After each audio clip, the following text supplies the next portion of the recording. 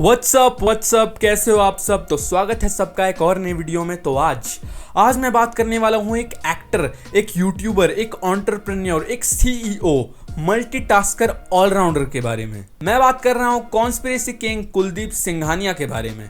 कुलदीप सिंघानिया, हमारे कुलदीप भाई बहुत बड़े मल्टीटास्कर हैं। मतलब इतने सारे रोल निभा रहे हैं कुलदीप भाई लाइफ में, इसका असर बिल्कुल नहीं पड़ता, इनके कंटेंट पे नहीं पड़ता, इनके कंटेंट की रिसर्च पे भी इसका कोई असर नहीं पड़ता। खैर, कॉन्स्पिरेसियां फैलाने के लिए वैसे भी रिसर्च की कोई ज़रूरत नहीं होती।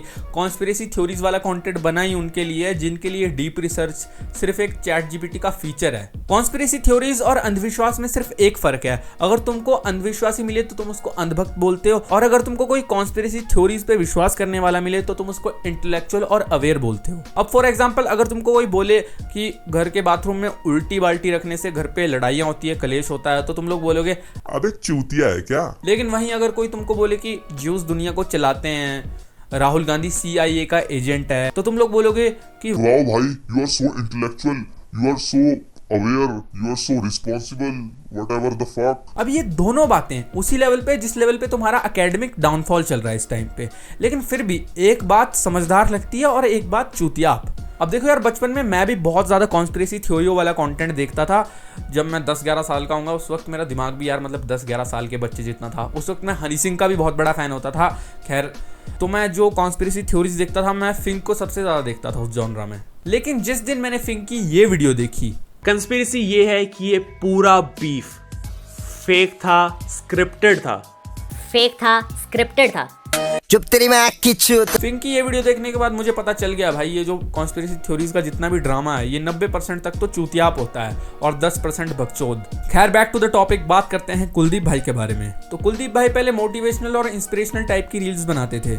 इनमें से कुछ वीडियोस के आइडियाज पूरे ही दूसरे क्रिएटर्स की कॉपी होते थे, कुछ आइडियाज दूसरे क्रिएटर्स से चुराए होते थे।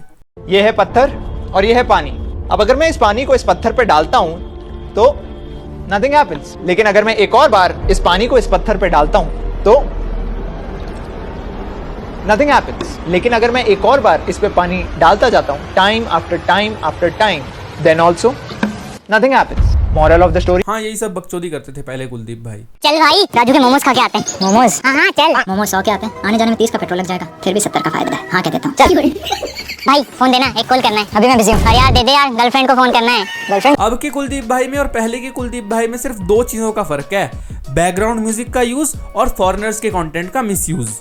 कुलदीप भाई अपनी लगभग हर वीडियो के बैकग्राउंड में ऐसा हॉरर म्यूजिक चलाते हैं ना, ऐसा लगता है जैसे कोई हॉरर वीडियो गेम चली हो या कोई हॉरर मूवी चली हो। वही मरीन लाइमस्टोन जो समुद्र के लोएस्ट पॉइंट पे पाए जाते हैं।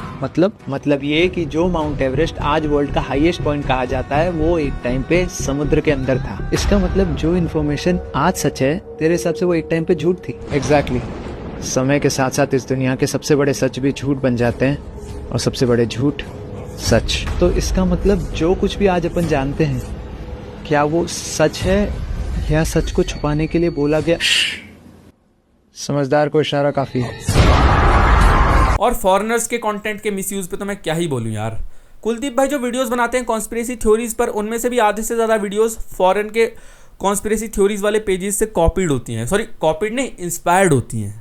कॉपीड कह सकते हो तो कॉपीड कह लो, या इंस्पायर्ड कह सकते हो, इंस्पायर्ड कह लो। अब देखो, मैं कुलदीप भाई को हेट नहीं करने वाला हूँ कि कुलदीप भाई ये आइडिया कॉपी करते हैं, मतलब इंस्पायर होते हैं कुलदीप भाई, क्योंकि पहले एक बहुत महान व्यक्ति ने बोला था कि कॉपी करना भी गलत नहीं है भाई। ठीक है यार, तुम कह सकते हो, इतना बड़ा क्रिएटर है, इसकी कॉपी करना भी गलत नहीं है भाई। कॉपी करना भी गलत नहीं है भाई, because at the end of the day everything is a copy of a copy of a copy. आ रहा हूँ। काशी के धराली गांव में बादल फट गया है, अचानक बड़ी मात्रा में नाले में आ गया पानी। धराली बांध। भाई अभी निकल जा, उत्तरकाशी में क्लाउड बर्स्ट हुआ है। फिर मजाक नहीं कर रही, सच कह रही हूँ। निकल जल्दी, सारे घर तबाह हो रहे हैं, पानी बहुत तेजी से आ रहा है। अरे बाबा, यहाँ मौसम एकदम सही है, तू टेंशन मत ले, ठीक है? चला आ रहा हूँ। हैप्पी रक्षा। अरे सुन, कुलदीप भाई बहुत ही ज्यादा इमोशनल रील थी। लेकिन एक बात बताओ, जब बादल फटता है ना तो लोगों की गांड उससे पहले फट जाती है। उधर बादल फटा और आप वीडियो में दिखा रहे हो, इस बंदे को कुछ पता ही नहीं लग रहा। भाई उत्तरकाशी में क्लाउड बर्स्ट हुआ है, जल्दी निकल, लोग मर रहे हैं, बहुत ज्यादा पानी आ गया है। अरे कुछ नहीं हुआ, यहाँ पे तो मौसम बहुत अच्छा है। तुम मर भोसड़ी के। तुझे लगता है तेरे अकेले के प्रोटेस्ट करने से इस देश में करप्शन खत्म हो जाएगा? चल जगह खाली कर। सर एक बार एक छोटी सी चिड़िया समुद्र से पानी निकाल रही थी। दूसरी चिड़िया आके बोलती है ये क्या कर रही है। पहली चिड़िया बोलती है समुद्र ने मेरे बच्चों को मार दिया, इसे खा भी।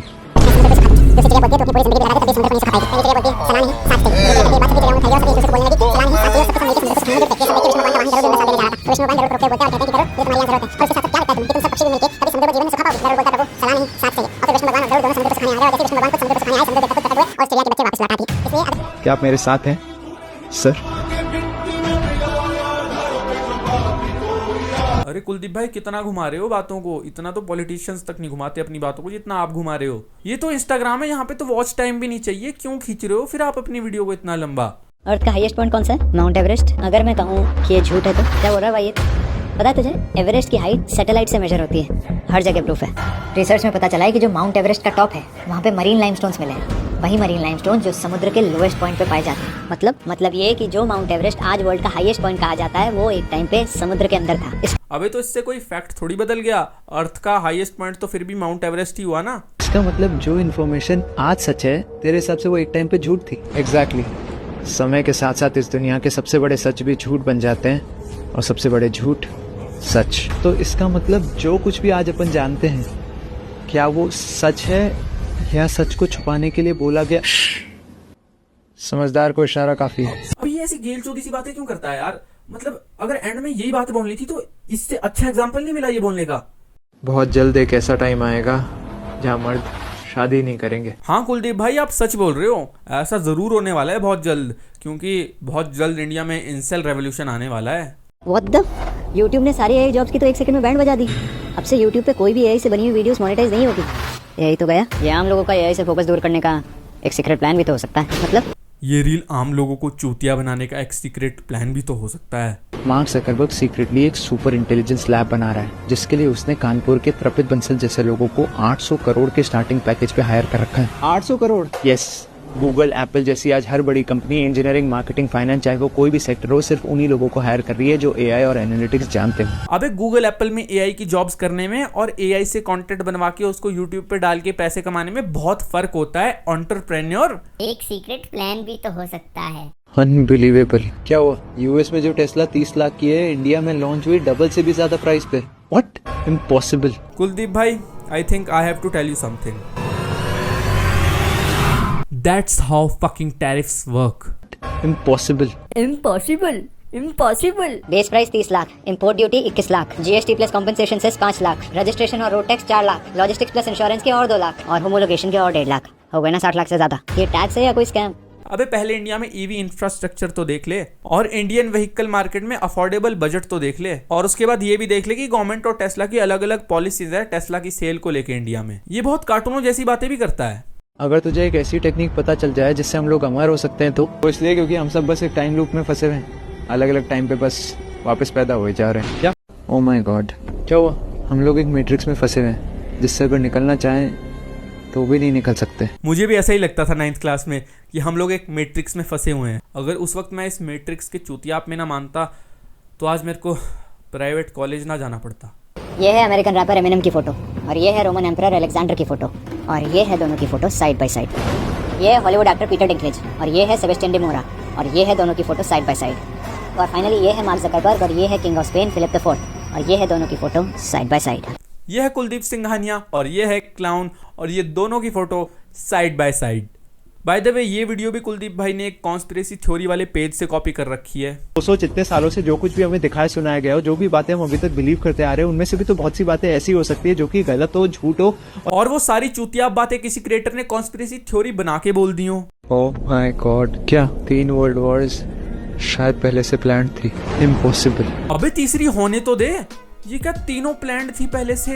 मान जाएंगे तेरी बात को, तीसरी होने तो दे। और माना भाई वर्ल्ड वॉर 3 की सिचुएशन हो सकती है फ्यूचर में, अभी भी थी थोड़े टाइम पहले और कभी भी हो सकती है वर्ल्ड वॉर 3, लेकिन इसका मतलब ये नहीं है पहले ही बोल दो भाई प्लान थी। वर्ल्ड वॉर है, वॉर गेम्स नहीं है जो पहले से प्लान होगी। हमारा कैलेंडर होना चाहिए था 13 महीनों का, लेकिन है सिर्फ 12 का ही। तो कैलेंडर देख, इसके अंदर 4 तारीख के बाद डायरेक्ट 15 तारीख आती है। उस टाइम पे ही कैलेंडर के साथ छेड़छाड़ हुई थी, तो फिर ये 13 महीने वाला कैलेंडर एकदम से गायब क्यों हो गया? गायब नहीं हुआ था, शायद साइलेंटली रिप्लेस कर दिया गया था हम लोगों से कुछ ऐसे सीक्रेट्स छुपाने के लिए जो शायद पहले के लोगों को पता थे। ठीक है कुलदीप भाई, आपकी बात ये पूरी सच है, कैलेंडर जरूर बदला गया था पास्ट में, लेकिन एक बात बताओ मेरे को, ये ऐसा कौन सा सीक्रेट, ऐसा कौन सा राज, ऐसा कौन सा सच है जो कैलेंडर की डेट बदल के हमसे छुपा दिया गया? मतलब इससे क्या बदला? इससे एक चीज बताओ मेरे को, इससे बदला क्या? वो इसलिए क्योंकि हम सब बस एक टाइम लूप में फंसे हुए हैं, अलग अलग टाइम पे बस वापस पैदा हुए जा रहे हैं। क्या एक्चुअली हम एक चोदू लूप में फंसे हुए हैं, जहां पे इंस्टाग्राम की एल्गोरिदम ऐसे चोदू क्रिएटर्स को पुश करेगी जो चुतियाप सी बातें बोलेंगे और कुछ लोग उनको चाणक्य समझेंगे। ये घटिया क्वालिटी वाला बनाना क्यों खा रहा है? घटिया? आई गेस इस दुनिया के 100% लोग सभी यही बनाना खाते हैं। 100 नहीं, 99.9%। जो 0.1% लोग इस दुनिया को कंट्रोल करते हैं, उनका बनाना तो कुछ ऐसा दिखता है। क्या तो गूगल में ये तो कुछ भी नहीं है। हर वो चीज जो हम सामने खाते हैं, बहुत सारे लोग भी खाते हैं, या तो फेक होती है या तो क्वालिटी होती है। जो चीज के अंदर मिक्स करने वाले न्यूट्रिशन मिलते हैं, शायद वो चीज हेल्दी नहीं है। ये वाला समझ मेरा तो ये चीजें सिर्फ 0.1% लोगों के लिए रिजर्व रहती है। अब देखो, वीडियो के टॉपिक के लिए कुलदीप भाई रिसर्च तो वैसे भी नहीं करते, कुलदीप भाई सीधे टेप देते हैं, कॉपी कर देते हैं। लेकिन ये वीडियो तो कुलदीप भाई ने कॉपी तक नहीं कर रखी। मेरे हिसाब से कुलदीप भाई ने इंटरनेट पे देखा होगा ये केले की अलग सी वैरायटी है, मैंने तो आज तक नहीं खाई, ये 0.1% लोग ही खाते होंगे दुनिया में, बस बना दी वीडियो। और देखो, इतना सारा चूतिया बनाने के बाद भी कमेंट्स में कुलदीप भाई की तारीफें हो रही होती हैं। स्पैम होता है भाई कुलदीप भाई की तारीफ में पूरा। Bros content evening by evening, bros content night by night. Kuldeep sir respect button. Sir तो ऐसे बोल रहे हैं जैसे इनको ये साइंस पढ़ा रहा है यहाँ पे। वो जैसे स्कूल में नहीं होता था, किसी भी टीचर का किसी भी टीचर के साथ अफेयर हो रहा है, वो सारी बातें बना देते थे। बस वही बातें बनाने वाले बच्चे बड़े होकर कुलदीप सिंघानिया बनते हैं। कॉन्स्पिरेसी थ्योरियां सिर्फ सुनने में ही अच्छी लगती हैं, जैसे मॉर्निंग की आवाज। कॉन्स्पिरेसी थ्योरी सच्ची हो इसकी कोई गारंटी नहीं है, जैसे कि इस बात की कोई गारंटी नहीं कि अगर आपका पार्टनर मॉर्निंग कर रहा है तो वो जरूरी ही है कि वो सेटिस्फाई हो रहा है। और ये जो इसके कमेंट्स में स्पैम कर देते हैं एनपीसीज की तरह, इनके दिमाग में मतलब ब्रेन रॉट ही भरा पड़ा है क्या? मतलब स्पैम ही करना है भाई हर जगह। कुछ तो ओरिजिनल लिख लो यार, गाली ही लिख लो भाई, इससे अच्छा कम से कम यूनिक तो लगेगा कुछ। मतलब इसका कमेंट सेक्शन ओपन करके ऐसा लगता है कि मैं बॉट वर्ल्ड में आ गया हूँ। और मजे की बात यह है कि ये लोग बॉट्स होते भी नहीं, ये पब्लिक अकाउंट से कुछ तो कंटेंट भी बना रहे हैं इंस्टाग्राम पे, लेकिन पता नहीं मतलब ये कुछ और कमेंट कर ही नहीं सकते, बस वही same spammed comments, copy paste copy paste copy paste. वैसे ही यार इंटरनेट पे इंडिया को स्कैम और स्पैम करने के लिए ही जाना जाता है। अब लोगों को ही शौक है खुद को डेड इंटरनेट थ्योरी का प्रूफ बनाने का, तो मैं इसमें क्या ही कर सकता हूँ। खैर, इस डेड इंटरनेट थ्योरी की बात फिर कभी करेंगे, आज के लिए इतनी कॉन्स्पिरेसी थ्योरीज काफ़ी हैं। तो मैं मिलता हूँ तुमसे अगली वीडियो में, तब तक के लिए मज़े करो, जमकर करो, ना कर पाओ तो घंटे बजो। धन्यवाद।